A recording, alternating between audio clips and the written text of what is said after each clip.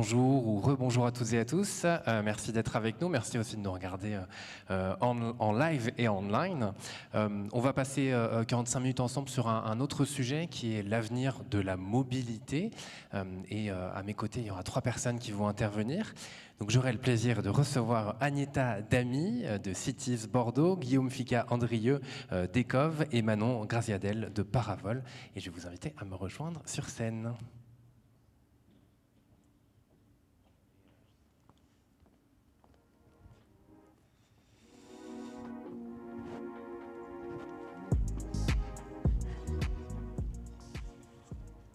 Hop là, bonjour à tous les 3.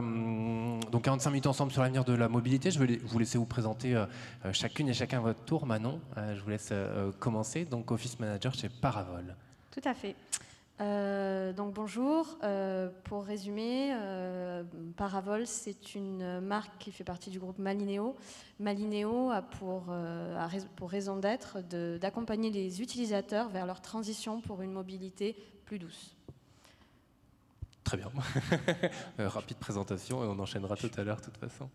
À vos côtés, Guillaume Ficat-Andrieux. D'accord, bonjour Guillaume. Bonjour à tous, donc je suis Guillaume Ficat-Andrieux, je suis en charge du développement des activités d'Ecov dans le sud-ouest.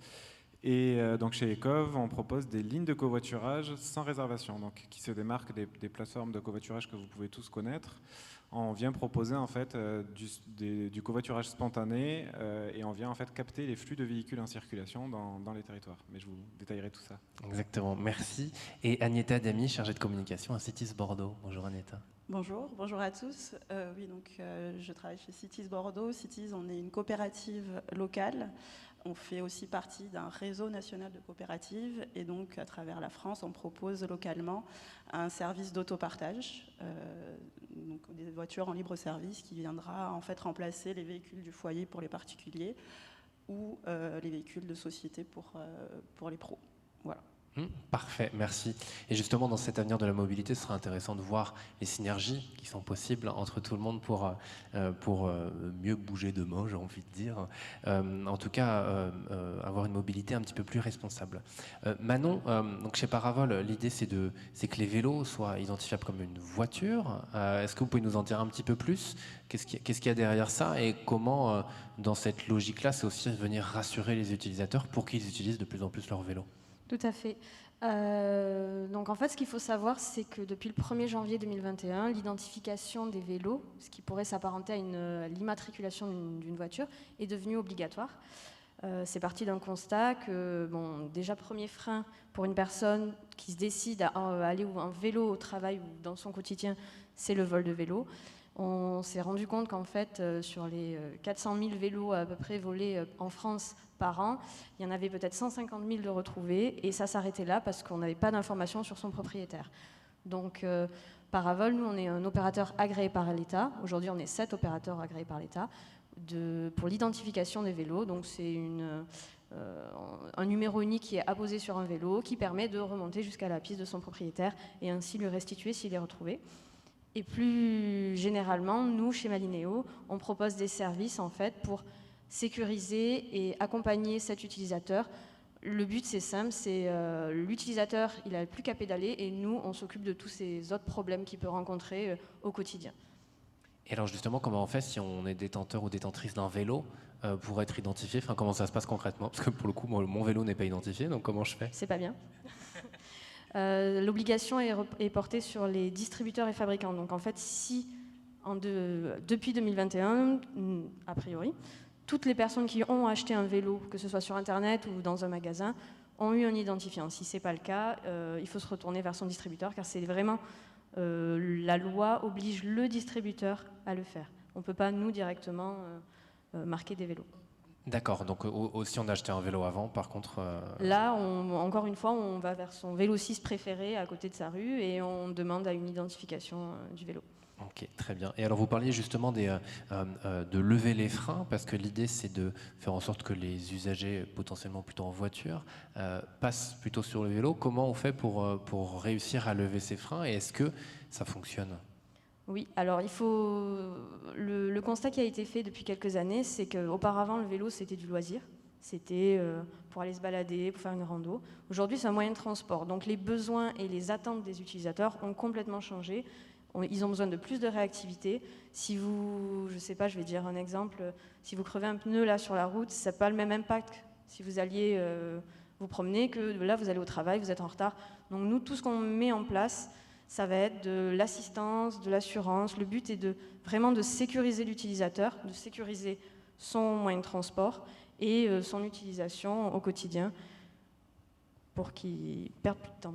Ouais, et est-ce que justement, est-ce que vous avez, pas forcément des chiffres, mais potentiellement, est-ce qu'il y a de plus en plus d'automobilistes qui passent au vélo ou pas, sur Bordeaux ou autre d'ailleurs? Est-ce que c'est le cas? Est-ce que concrètement sur le terrain, est-ce que le Covid par exemple a eu un impact aussi là-dessus? Il faut savoir que l'année dernière, il y a eu plus de vélos vendus que de voitures vendues. On est presque à 3 millions de vélos vendus. Donc oui, bien sûr, en France, bien sûr, il y a de plus en plus de vélo taf qu'on appelle, en fait, qui est vraiment rentré, qui est un mot nordique, mais qui est rentré un petit peu en France. Donc oui, c'est clair. Par contre, on sait que le premier frein, c'est le vol. Donc c'est pour ça que nous, on a axé notre premier produit sur lutter contre le vol et le recel de vélos. Et ensuite, on est en train de mettre en place toute la suite, qui va être une assurance vraiment spécifique au vélo, parce que ça existe actuellement dans des contrats voitures, mais on n'est pas sur les mêmes besoins, les mêmes demandes, c'est pas calibré de la bonne manière.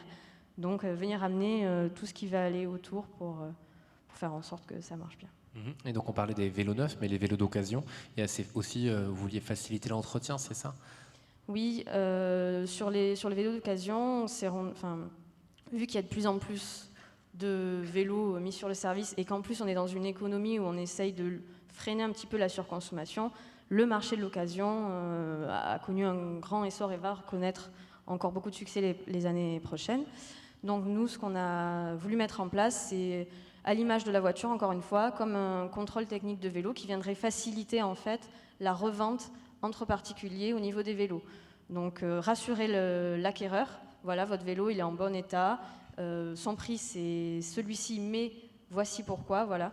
Et rassurer aussi, aider le vendeur, parce que ça valorise son vélo et il ne rentre pas dans des négociations, il a un document clair, précis, qui atteste l'état de son vélo.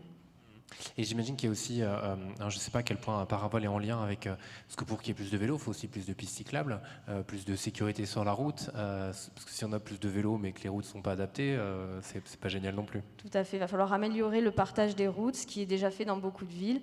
Alors nous, à notre niveau, on a quand même quelques contacts avec des ministères, donc où on pousse à quelques idées de réflexion. Maintenant, c'est vrai qu'il va falloir aussi, dans chaque ville, aller mettre en place ces discussions parce que ça va permettre de sécuriser aussi l'utilisation si les routes sont mieux partagées. Et est-ce que vraiment prendre le vélo, ça fluidifie le quotidien ou pas? Non, c'est pas un défi parce que pour beaucoup, c'est un plaisir en fait. Nous, on vient chercher les personnes pour qui ils vont, en plus de gagner du temps, vont gagner en plaisir et en bien-être. La personne pour qui c'est le plaisir de venir en voiture, on la laisse venir en voiture. C'est pas du tout notre objectif. C'est vraiment, par contre, les gens qui sont à 2 doigts de passer le pas, là, on est là pour leur dire « mais vous inquiétez pas, vous pouvez y aller, on sera là derrière ». Ouais, et si jamais il y a d'autres acteurs et actrices, et on y reviendra tout à l'heure, pour pas dire que tout vélo, sinon ils vont pas être très contents. et est-ce que sur les personnes qui sont passées de la voiture au vélo, vous avez peut-être certains retours? Comment ça se passe pour eux? Est-ce qu'ils ont gagné du temps? Est-ce qu'ils sont plus contents? Est-ce qu'ils prennent plus de plaisir? Il y a des études de certaines universités qui montrent que plus de plaisir et plus de productivité au travail, donc gagnant-gagnant. Et comment on fait pour les entreprises aussi? Parce qu'on vous l'avez dit, au-delà en tant qu'individu, évidemment, aller au vélo pour son plaisir personnel, en tout cas c'est plus facile, mais à quel point pour les entreprises aussi, c'est un enjeu d'être accompagné, de leur côté, d'être rassurés par vous et donc de rassurer leurs employés. Quel est le lien que vous avez aussi avec des entreprises qui ont potentiellement des PME, TPE, mais aussi des plus grosses entreprises? Il faut savoir qu'au niveau des entreprises, il a été mis en place le forfait mobilité durable, donc là qui permet aux entreprises de motiver ses salariés pour venir au travail, vélo ou autre moyen de transport, on n'est pas que sur du vélo. Et ensuite, nous, on reste dans le domaine du service et du conseil à ce niveau-là. On a beaucoup de clients qui sont dans de la location de vélos en entreprise, donc où on peut intervenir aussi avec eux, mettre en place une flotte. Et on est sur du conseil sur les entreprises à ce niveau-là. Ouais. Et alors, pour faire le lien après avec Agneta, c'est de parler aussi qu'on va partager la route, en fait. Enfin, au-delà de faire peut-être plus de pistes cyclables et autres, il y a cet intérêt. Et parfois, on voit, on peut le voir, enfin, moi, quand je me balade, des personnes qui prennent le train, qui après vont prendre leur vélo, ou qui déposent leur voiture quelque part, qui après vont prendre le vélo ou le train. Comment on fait aussi pour travailler ensemble? Est-ce que ça, c'est déjà des choses qui sont engagées? Nous, on n'a pas encore de partenariat à ce niveau-là, mais ça va être surtout, vous venez de le dire, sur le train, ça va être des espaces dédiés au vélo, parce on voit aujourd'hui que prendre un train avec un vélo, ça devient un peu compliqué. Encore hier, je crois qu'il y avait une partie du journal sur ce sujet où des personnes ne prendraient plus le train parce qu'elles ne peuvent pas mettre leur vélo. Et il va y avoir aussi tout ce qui a été mis en place et qu'on voit arriver, des mini-garages à vélo dans les villes. Donc ça, c'est quelque chose qu'il faut continuer, je pense, à développer et qui sont hyper importantes. Parce qu'encore une fois, la personne, elle va se faire voler son vélo une fois, elle va reprendre la voiture. Bah oui, puisqu'elle n'aura plus de vélo, donc globalement. Ouais. Merci beaucoup, sauf si vous avez un autre sujet à ajouter, c'est tout bon, merci. Agneta, vous avez le micro qui est là, parfait. Cities, un réseau d'autopartage, est-ce que vous pouvez nous en dire un petit peu plus? Comment ça fonctionne concrètement? Alors concrètement, en fait, on a une flotte de véhicules avec une technologie embarquée qui permet pour les utilisateurs de pouvoir réserver le véhicule en amont et pouvoir le prendre et le ramener sans l'intervention de qui que ce soit. Donc je peux très bien réserver un véhicule de, 3h du matin, et puis je rentre à 23h. Voilà, j'ouvre avec mon badge, je récupère les clés à l'intérieur, je fais mon trajet et je reviens à la même place. Voilà, ça c'est pour faire très court. Ouais, et donc les voitures vous appartiennent, c'est ça?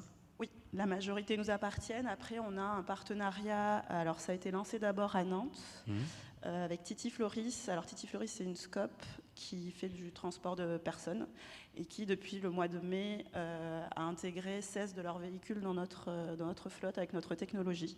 Et donc en fait, ce sont des véhicules qui servent à faire du transport scolaire principalement. Et donc en dehors des plages horaires où les conducteurs de Titi Floris en ont besoin pour faire le transport d'enfants, les véhicules sont accessibles à tous les utilisateurs Cities. Donc ça, c'est quelque chose qui existe aujourd'hui à Nantes et à Bordeaux.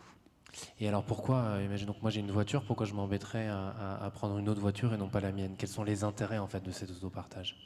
La vraie question, c'est est-ce que j'ai besoin d'une voiture à moi? La question, elle part de là. Beaucoup d'études montrent en fait qu'une voiture individuelle ne bouge pas 95% du temps.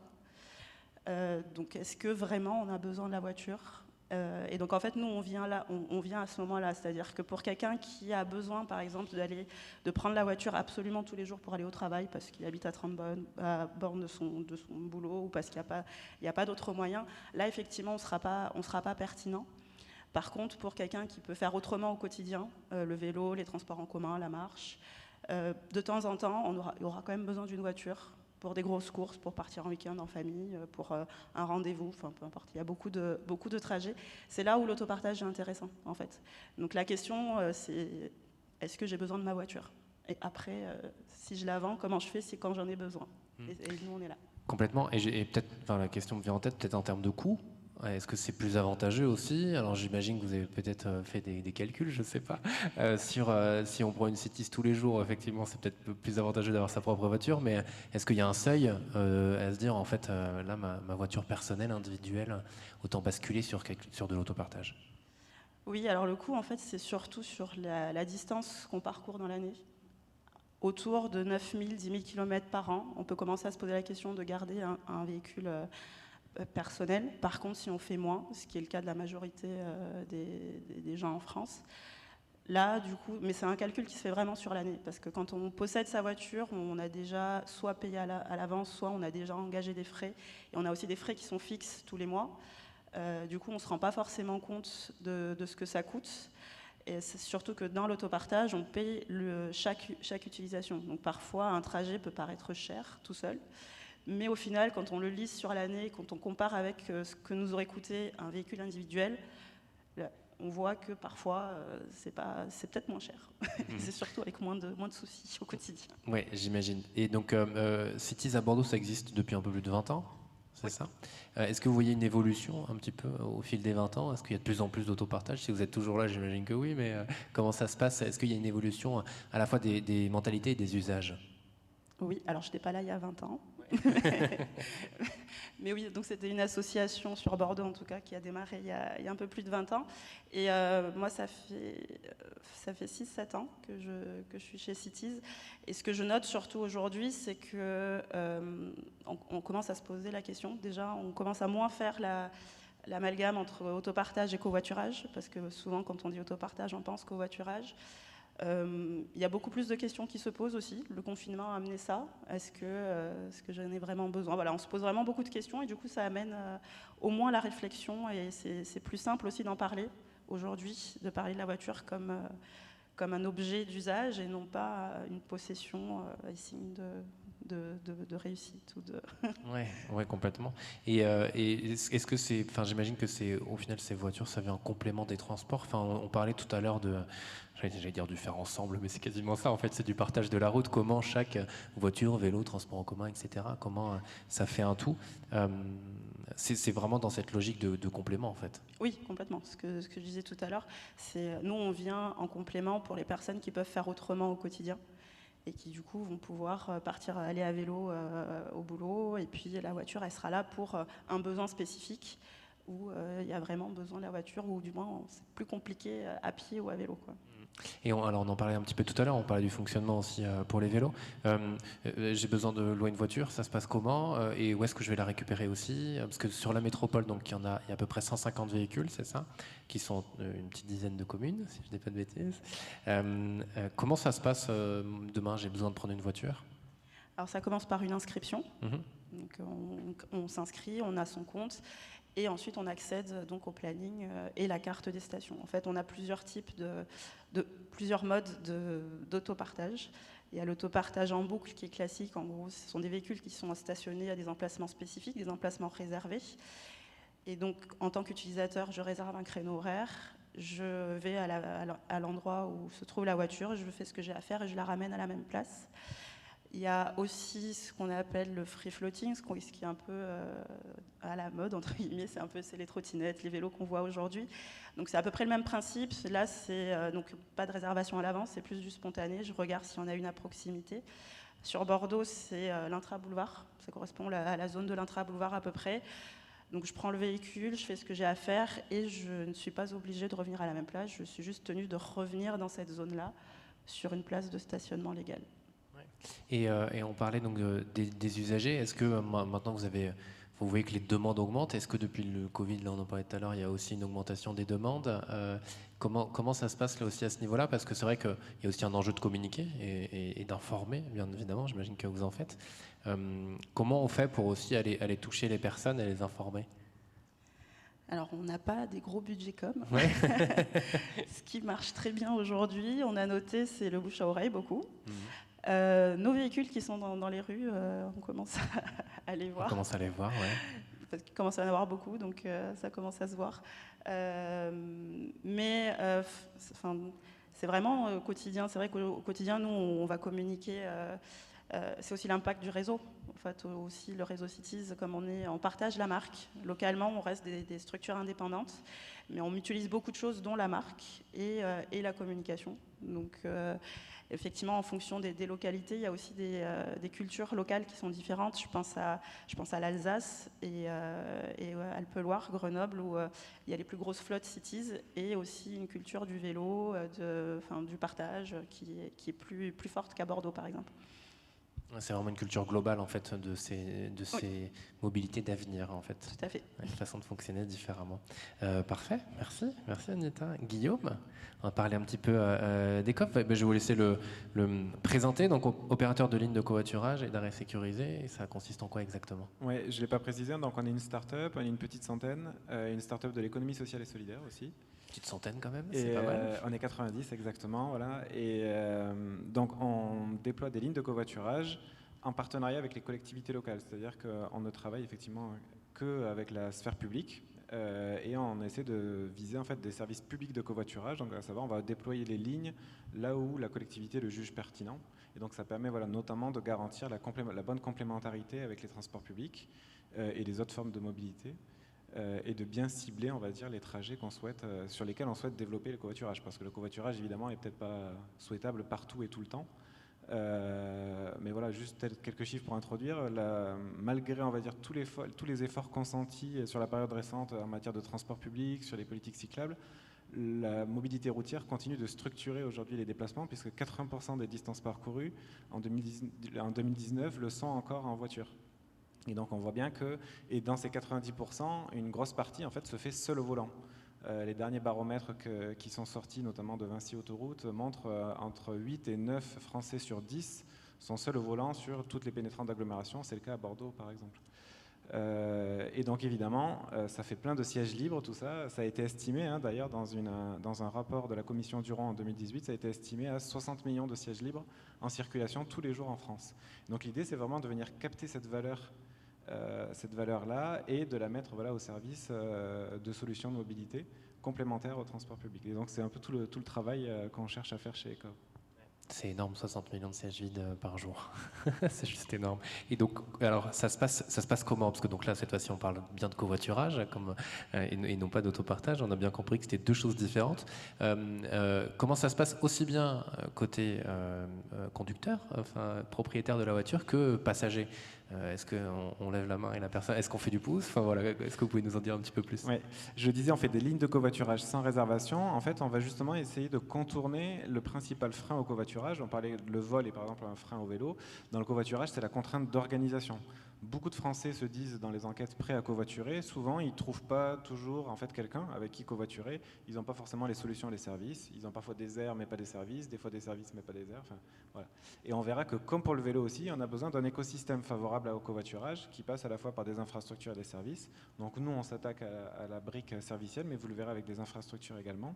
Donc on va proposer des lignes de covoiturage sans réservation qui vont justement contourner ce frein d'organisation du covoiturage en fait en mettant deux infrastructures au sol. Donc on pose des arrêts de covoiturage avec des panneaux à messages variables qui sont couplés à une application. Donc concrètement, le parcours usager, je suis usager, comme pour les transports publics, je me rends à mon arrêt de covoiturage le plus proche, je vais déclencher ma demande de covoiturage via différents systèmes physiques ou numériques, de façon aussi à toucher on va dire, les gens qui n'ont pas forcément de smartphone. Donc c'est des systèmes de boutons poussoirs ou de l'application, il y a aussi des parcours SMS et une assistance utilisateur. Je déclenche ma demande qui va s'indiquer sur un panneau donc au bord de la route qui clignote en disant un passager pour Pessac ou je ne sais pas où. Concrètement, le conducteur, lui, va savoir qu'il a quelqu'un à prendre en voyant le panneau tous les jours sur son trajet quotidien. Et quel que soit son horaire de passage, il aura également une notification sur son application s'il est inscrit. Mais donc nous, l'inscription n'est pas obligatoire sur nos services, c'est-à-dire qu'on va vraiment chercher à capter tous les conducteurs qui passent par là, inscrits ou non, qui puissent en fait ouvrir leurs portes aux passagers qui attendent. Donc voilà comment se fait le matching entre les passagers et les conducteurs, soit via des systèmes physiques, soit via des systèmes numériques. Et l'idée, effectivement, voilà, on couple les deux pour maximiser les chances en fait, de mettre en relation les personnes en temps réel. Vous vouliez réagir? Non, j'avais juste une question parce qu'il y a le frein certes de l'organisation et moi personnellement j'y vois un autre frein et je suis curieuse d'avoir une réponse, c'est la certitude. Ça m'est déjà arrivé de prendre un Blablacar et finalement il n'a eu pas de place. Ou le temps d'attente aussi. Enfin, par exemple, c'est-à-dire on peut se pointer à un endroit puis attendre. Est-ce que là aussi peut-être donner quelques chiffres sur ces temps d'attente? Mais vous avez raison. Enfin, merci vraiment pour cette question. Le principal frein aussi, effectivement, c'est, en gros, pour faire changer les comportements sur le covoiturage, parce que c'est comme pour le vélo, c'est comme pour l'autopartage, en fait, on est sur du changement de comportement. La facilité, c'est de prendre sa voiture individuelle. Ce changement de comportement, on ne l'aura qu'au prix d'une offre fiable et performante. Et donc, c'est vraiment ce qu'on cherche à structurer. Et donc, pour ça, on a deux dispositifs. Le premier, pour garantir une masse critique de conducteurs, on va avoir recours à de l'incitation financière, y compris sur des trajets à vide, en tout cas sur une courte période, on va dire de montée en puissance de la ligne. Et le deuxième facteur, c'est en fait de la garantie retour, de la garantie départ, pardon, même, qu'on va proposer sur certains réseaux. En fait, on va en fait savoir si vous n'êtes pas pris en moins de 20 minutes sur le réseau lyonnais qui s'appelle Line, par exemple. notre assistance utilisateur va détecter effectivement ce défaut de prise en charge et va vous déclencher une solution alternative qui peut passer selon les réseaux avec des contrats avec des taxis, des VTC, voire des systèmes de transport à la demande ou un rabattement sur les transports publics. En fait, on va accompagner effectivement le passager dans sa solution alternative, mais en fait, ce recours à la garantie départ, l'objectif effectivement est qu'il soit le plus faible possible parce qu'évidemment il est coûteux. Il est aujourd'hui déclenché moins de 1% de fois sur le réseau Line. Il est évidemment un peu plus important lors de la montée en charge. Et donc voilà un petit peu les facteurs effectivement du changement de comportement. C'est avoir en fait tout simplement une offre facile à utiliser, fiable, performante. C'est un peu comme c'est les mêmes recettes de succès que les transports publics. Complètement. Et alors, vous parlez tout à l'heure d'agglomération. On visualise très bien, par exemple, ici à Bordeaux, la Rocade, qui peut être un petit peu bondée par moment, avec toutes ces personnes seules dans leur voiture. Il y a donc cet enjeu en termes de cible des pénétrants en agglomération, donc ce goulot d'étranglement quand on arrive proche des villes. Et il y a aussi les territoires ruraux, si je ne m'abuse. Est-ce que là aussi, vous pouvez nous dire peut-être un mot sur les deux, à quel point c'est important dans les deux cas, et ça peut être utile en tout cas, ce système. Donc, en effet, on intervient sur principalement deux types de territoires, donc les pénétrantes d'agglomération avec les dispositifs que j'évoquais qui allient physique et numérique. On a d'autres dispositifs pour les territoires ruraux et qui fonctionnent aussi très bien où on va utiliser uniquement le système physique. Donc on va déployer des arrêts au sol. Pour ça, en fait, on fait aussi des études en amont. On va vraiment faire des études pour essayer de domestiquer ces flux de véhicules-là, savoir à peu près où c'est qu'on peut avoir des garanties de trouver un véhicule qui va à la bonne destination. Et c'est comme ça qu'on structure en fait un réseau de covoiturage comme un réseau de lignes de bus. Et donc dans les territoires très ruraux, on a ouvert par exemple un réseau dans le Gévaudan au mois d'octobre.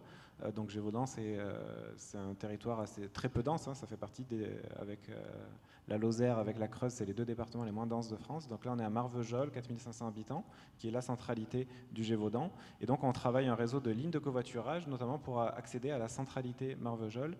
Et depuis des communes extérieures, il y a également un accès aussi à l'aire de covoiturage pour pouvoir prendre un Blablacar par exemple. Et il y a l'accès aussi à des sites touristiques. Donc là, l'idée, c'est que malgré qu'on soit un territoire très peu dense, en fait, on a des flux de véhicules qui sont très importants, de l'ordre de 4000 véhicules jour sur certains axes. Et l'idée, en fait, le covoiturage en temps réel, il est possible, en fait, avec juste entre 10 et 15 inscrits à l'heure de pointe. Ça fait un temps d'attente d'environ 10 minutes. Donc tout le travail, évidemment, de faire connaître le service, faire tester le service, commencer à faire adhérer des conducteurs aussi au service. Et donc ça aussi, c'est un travail qu'on fait. On a une quinzaine de personnes chez Ecov qui font du développement et de l'animation de communauté pour justement promouvoir, faire connaître, accompagner aussi les conducteurs comme les passagers dans leur premier covoiturage. Aujourd'hui, vous êtes plutôt présent dans l'Est de la France, en Bretagne et en Normandie, c'est ça Non, dans l'Est, en Auvergne-Rhône-Alpes. J'ai dit quoi? Dans l'Est. Donc oui, mais dans l'Est, mais vous êtes aussi présent. Oui, c'est ce que je voulais dire, la partie Est et après aussi en Bretagne et en Normandie.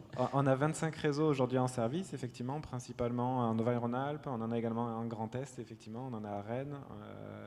On a 2 réseaux en Occitanie. On n'en a pas encore effectivement en Nouvelle-Aquitaine et on espère effectivement aboutir. Donc effectivement, il faut faire connaître. On s'aperçoit que le déploiement se fait beaucoup en tâche d'huile et c'est souvent les territoires voisins quand ils s'aperçoivent qu'il y a cette solution. Elle est pas aujourd'hui aussi connue, on va dire, peut-être que Cities aujourd'hui. Tout l'intérêt, effectivement, est de promouvoir ces solutions qui fonctionnent. Aujourd'hui, on a des contrats, on n'est plus sur d'expérimentation, c'est vraiment des contrats aujourd'hui de services publics de covoiturage qui sont aujourd'hui renouvelés pour la plupart et qui vivent leur vie avec des communautés maintenant engagées de conducteurs et de passagers. C'est intéressant ce que vous avez dit de services publics de covoiturage. Et donc c'est vraiment ce lien en fait aussi avec les villes, les départements, etc. Comment ça se passe sur les endroits où vous êtes déjà bien implantés? Est-ce qu'il y a de plus en plus d'utilisateurs aussi?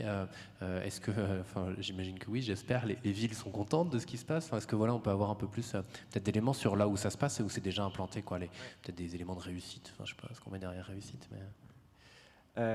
Évidemment, le contexte de multicrise énergétique, économique, pouvoir d'achat fait qu'on bat des records d'usage aujourd'hui sur la plupart de nos réseaux, notamment depuis le déconfinement et principalement depuis janvier 2022, où on a vraiment des hausses aujourd'hui de fréquentation sur la plupart de nos réseaux, mais on continue d'ouvrir de nouveaux réseaux. On a ouvert une première ligne à Rouen il y a quelques temps, on en ouvre une deuxième. Je vais parler de Gévaudan en octobre. Donc en fait, on est aussi dans une logique d'ouverture de nouveaux réseaux. On va se déployer prochainement à Reims. Et on peut se déployer aussi de 2 façons. Je parlais aussi de marché public avec les collectivités. On peut aussi être complètement intégré en fait dans le réseau de transport public en étant sous-traitant de l'opérateur. à Rennes, par exemple, on est sous-traitant de l'opérateur Keolis. On pourrait tout à fait imaginer, par exemple, l'être aussi à Bordeaux. Et donc là, l'idée, c'est que ça garantit vraiment à la collectivité la parfaite complémentarité avec les réseaux de transport public. Je ne l'ai pas précisé aussi, on va vraiment chercher donc, les zones soit non desservies par les transports publics, soit mal desservies par les transports publics. À savoir qu'il y a des secteurs où il n'y a tout simplement pas de desserte, donc là on va essayer de les capter. Mais on peut également être en fait sur un itinéraire d'autocar ou de bus et venir notamment compléter, enfin proposer une offre alternative en heure creuse. Vous avez certaines lignes, en gros vous avez 2 cars à l'heure de pointe, un le midi et 2 le soir. Ben, en fait, voilà, vous n'avez pas d'offre de mobilité le reste du temps. Et donc en fait, on peut tout à fait imaginer coupler les arrêts au niveau des arrêts d'autocar et venir proposer en fait cette offre-là au niveau des heures creuses. Et on voit, voilà, ça ne va pas priver de recettes puisque la plupart des usagers sont par ailleurs abonnés. C'est juste on leur propose une solution en plus et en fait plus de mobilité. Ça est plutôt dans des logiques d'accès à la mobilité dans ces cas-là. Donc on a un réseau qui est dans le Pays Cœur d'Hérault aujourd'hui qui s'appelle Picholine, qui est en fait qui est sur un axe desservi par plusieurs lignes d'autocars de la région. Et les appuis-boutons qu'on a, enfin, on est capable de monitorer aujourd'hui l'usage sur nos réseaux grâce aux panneaux notamment. On s'aperçoit en fait que les pics d'usage sont vraiment dans les creux d'offres de l'autocar. Donc en fait, quand on n'a pas d'offre, eh ben, on a des pics de demande sur nos covoiturages. Donc on arrive à faire un peu la démonstration de cette complémentarité-là. Et ce que j'entends, c'est intéressant, c'est que vous l'avez dit tout à l'heure, des voitures, on en aura encore besoin pour le coup, aussi bien, alors agglomération, on va peut-être régler ça plus facilement et encore avec des trains, des vélos, etc. Mais quand on est en ruralité, bon, bah, il n'y a pas trop le choix. Donc c'est intéressant de se dire comment on optimise ces moments de voiture et ce pilotage nécessaire de l'action publique aussi, en fait, parce que c'est aussi une volonté, vous l'avez dit, vous travaillez. Et là, votre lien à chaque fois, c'est une demande des communes qui cherchent de nouvelles solutions ou comment se passe ce lien là aussi avec les...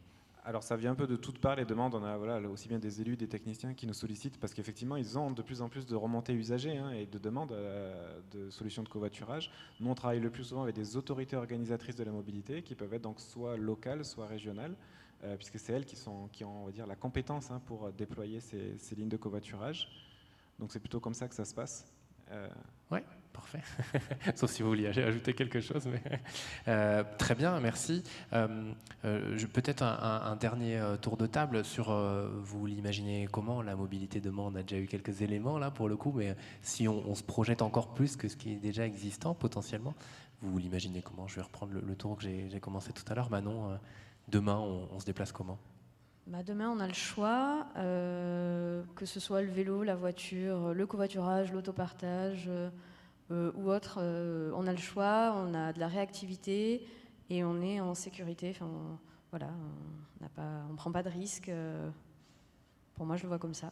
C'est fluide. Ouais, c'est un beau mélange. Agneta, de votre côté? Oui, on a le choix. Je rejoins cette idée. On optimise aussi, puisqu'effectivement, il ne faut pas oublier aussi que les ressources s'amenuisent, donc trouvons des solutions. Et donc à travers l'autopartage, le covoiturage, l'optimisation aussi de l'espace, avec justement le choix de est-ce que je prends le bus, enfin les transports en commun, la voiture, mais avec qui, à vélo, voilà. Ouais. Guillaume, de votre côté? Ouais, moi, je ferais un petit appel à la sphère publique. C'est-à-dire qu'effectivement, aujourd'hui, je ne l'ai pas précisé, mais le covoiturage reste une pratique un peu marginale. C'est 3% aujourd'hui de nos déplacements. Et donc, on voit bien que il n'y a pas aujourd'hui de modèle économique pour que des opérateurs privés, en tout cas, se saisissent du sujet sur la courte distance. Et c'est d'ailleurs pour ça que, un peu comme pour les transports publics, on a besoin en fait, de la sphère publique pour créer cet écosystème de services et d'infrastructures que je citais tout à l'heure. Donc, voilà, plutôt un appel pour dire à la sphère publique, saisissez-vous de cette opportunité que sont les sièges libres, mais effectivement tout ça, ça se pilote par une action publique volontariste, que ce soit à l'échelle locale, aussi bien à l'échelle locale qu'à l'échelle régionale. Mais effectivement, elle n'adviendra pas. Enfin, on va dire, voilà, le covoiturage n'adviendra pas tout seul. La réussite de Blablacar sur la longue distance ne doit pas occulter le fait que sur la courte distance, en tout cas, on a besoin d'appui de la sphère publique. Sinon, voilà, ce que Blablacar a réussi, il aurait réussi également sur la courte distance. On voit bien que c'est pas le cas. Il n'y a pas d'intérêt financier à covoiturer. Et donc, je pense que c'est pareil un peu pour l'autopartage et c'est pareil pour le vélo. On a besoin de politiques publiques ambitieuses. On commence maintenant quand même à bien les sentir sur le cyclable, avec des millions qui sont alloués. L'État prépare un plan national covoiturage pour la fin de l'année. dont on verra le contenu. Ils ont un mois là, donc pour la fin de l'année, faut y aller. Il doit être, je crois, il me semble qu'il doit être annoncé prochainement. Et effectivement, on a aussi besoin maintenant que localement, la puissance publique se saisisse aussi de ce sujet et justement, et le pilote pour que ça soit, on va dire, pour garantir l'utilité publique en tout cas des offres de covoiturage. Ce que je retiens dans tout ça, merci à tous les trois. Ce que je retiens, c'est cette partie, c'est multimodal. On va se déplacer maintenant, on aura le choix déjà, et on va se déplacer de différentes manières là aussi, et que ce soit complémentaire. On l'a entendu sur les plus longues distances, plus forcément avoir sa propre voiture, mais en louer. Sur des distances peut-être un peu plus courtes, très courtes, le vélo, un peu moins courtes, le vélo électrique, et après cet aspect covoiturage aussi intéressant. Comment on réfléchit ensemble à optimiser nos façons de bouger, de se déplacer demain déjà, ça sera bien. Merci à tous les trois, merci beaucoup, on peut les applaudir, merci à vous. Et on se retrouve à 14h pour la suite de ce World Impact Summit. Merci et bon appétit si ce n'est pas déjà fait.